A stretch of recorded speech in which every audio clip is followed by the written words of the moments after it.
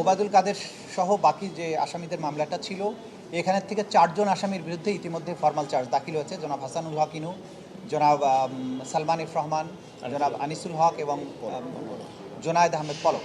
Supreme কোর্টের একজন senior আইনজীবী ফজলুর রহমান তিনি কিছু কমেন্ট করেছিলেন একটা টেলিভিশন টক শোতে মুক্তবাক নামক অনুষ্ঠানে, যেটার ব্যাপারে তিনি আদালত নিয়ে অনেকগুলো মন্তব্য করেছিলেন যেগুলোকে কন্টেম্পশাস মনে হয়েছিল, যে কারণে প্রসিকিউশনের পক্ষ থেকে একটা আদালত অবমাননার পিটিশন করা হয়েছিল, যার প্রেক্ষিতে একটা আদালত অবমাননার রুল জারি হয়েছিল তার উপরে। আজকে সশরীরে ওনাকে এই আদালতে হাজির হওয়ার জন্য নির্দেশ দেওয়া হয়েছিল এবং তিনি যেসব বক্তব্য রেখেছেন সেই ব্যাপারে ব্যাখ্যা তলব করা হয়েছিল। আদালতের নির্দেশ অনুযায়ী, ট্রাইব্যুনালের নির্দেশ অনুযায়ী জনাব ফজলুর রহমান তার আইনজীবী সহ আজকে ট্রাইব্যুনালে উপস্থিত হয়েছিলেন এবং এর আগেই তিনি যে কথাগুলো বলেছেন সেগুলো তিনি ভুল করে বলেছেন এই মর্মে স্টেটমেন্ট দিয়ে আদালতের ক্ষমা প্রার্থনা করে আগেই একটা আবেদনপত্র জমা দিয়েছিলেন। আজকে সেটি শুনানি হয়েছে। জনাব ফজলুর রহমান নিজে সশরীরে দাঁড়িয়ে আদালতের কাছে তার রিমোর্স জানিয়েছেন, তার অ্যাপোলজি চেয়েছেন, ক্ষমা প্রার্থনা করেছেন।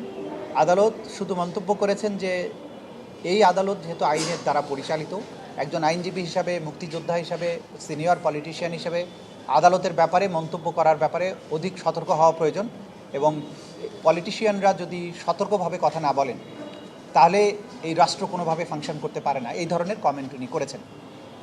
সর্বোপরি যেহেতু তিনি ক্ষমা প্রার্থনা করেছেন এবং তিনি বলেছেন যে কথাগুলো বলেছেন এগুলো তার বলা ঠিক হয়নি, সে কারণে আদালত তার ক্ষমা প্রার্থনার আবেদনটা মঞ্জুর করেছেন এবং কন্টেম্পটের দায় থেকে তাকে অব্যাহতি দিয়েছেন। এটা ছিল আজকের ভুল মেসেজ যায় এই কথা। হ্যাঁ, এটাও বলেছেন যে আইনজীবী অথবা পলিটিশিয়ান তারা যখন আদালত নিয়ে এই ধরনের কথা বলেন জনগণের কাছে একটা ভুল মেসেজ যায়। দু কারণেই তাদের রেসপন্সিবল হওয়া উচিত। একটা হচ্ছে তারা আইনজীবী, দ্বিতীয় কারণ হচ্ছে তারা পলিটিশিয়ান। সুতরাং ভবিষ্যতে আদালতের ব্যাপারে বা এই ট্রাইব্যুনালের ব্যাপারে কোনো কমেন্ট করার জন্য ব্যাপারে যে কেউ যেন সাবধান থাকেন এবং যে কেউ যাতে এই ধরনের কথাবার্তা না বলেন, এটা সবার জন্য একটা বার্তা। যদিও ওনাকে এক্সোনারেট করা হয়েছে প্রসিডিংস থেকে, কিন্তু আদালতের এই সমস্ত কমেন্টের মাধ্যমে সবার উদ্দেশ্যে কিন্তু একটা বার্তা দেওয়া হয়েছে যে আদালতকে আন্ডারমাইন করা যাবে না, আদালতের অথরিটিকে চ্যালেঞ্জ করা যাবে না এবং আদালতকে ঘৃণা সূচক কোনো কথা বলা, অর্থাৎ আদালতকে কোনো হেট্রেটের মুখোমুখি করা যাবে না। যেহেতু এটা আদালত, এটা আইনের মাধ্যমে পরিচালিত হয়, সেই কারণে সবাইকে এই ব্যাপারে সাবধান থাকতে হবে। এই মেসেজটা আদালত দিয়েছেন আজকে। কোর্ট কিন্তু একবার বলেছেন যে ওনার অবস্থানটা সুপিরিয়র, মানে মুক্তিযোদ্ধাদেরকে রেসপেক্ট করছিল।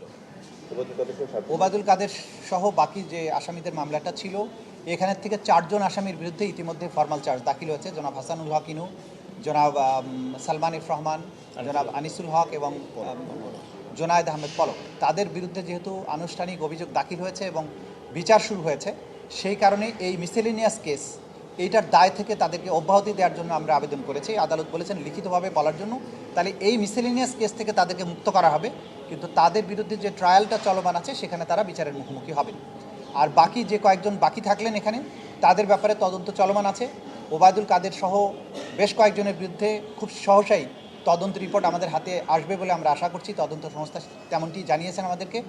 এভাবে ক্রমান্বয়ে বাকি সবার বিরুদ্ধেই তদন্ত রিপোর্ট এসে যাবে এবং আনুষ্ঠানিক বিচারের যাত্রাটা তাদের ব্যাপারেও চলতে থাকবে। নতুন করে সময় দিয়েছেন আপনাদের ফার্দার কবে? মাহবুবুল আলম হানিফের মামলায় প্রথমবারের মতো পুনর্গঠিত ট্রাইব্যুনালে ক্যামেরা ট্রায়াল হচ্ছে, সাক্ষী সুরক্ষায় যদি সেই বিষয়টা যদি একটু বলতেন। জি, সে ট্রাইব্যুনাল 2-এ একজন সাক্ষীর ব্যাপারে ক্যামেরা ট্রায়াল হচ্ছে। কারণ হচ্ছে এই সাক্ষীকে নানানভাবে ভয়ভীতি দেখানো হয়েছে এবং সে কারণে তার নিরাপত্তার দিকটা বিবেচনা করে আমাদের আইনে যেহেতু বিধান আছে, সেই বিধান অনুসারে ক্যামেরা ট্রায়াল, অর্থাৎ এক্সক্লুসিভলি শুধুমাত্র আইনজীবী, আসামি এবং সাক্ষী ছাড়া অন্য কেউ এখানে থাকবেন না, সেভাবে এই সাক্ষ্য গ্রহণ চলছে।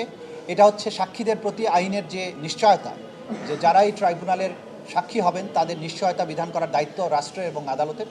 সেই আঙ্গিকে কোনো সাক্ষীকে ভয়ভীতি যাতে না দেখানো যায়, তার পরিস্থিতি, আইডেন্টিটি যাতে সমাজের সবার সাথে উন্মুক্ত না হয়, ভবিষ্যতে অন্য কোনো সাক্ষীরা সাক্ষ্য দিতে যাতে কোনো থ্রেট ফিল না করেন, সেই ব্যবস্থার জন্যই উইটনেস প্রোটেকশনের আন্ডারে এই ধরনের প্রসিডিংসটা আজকে চলছে।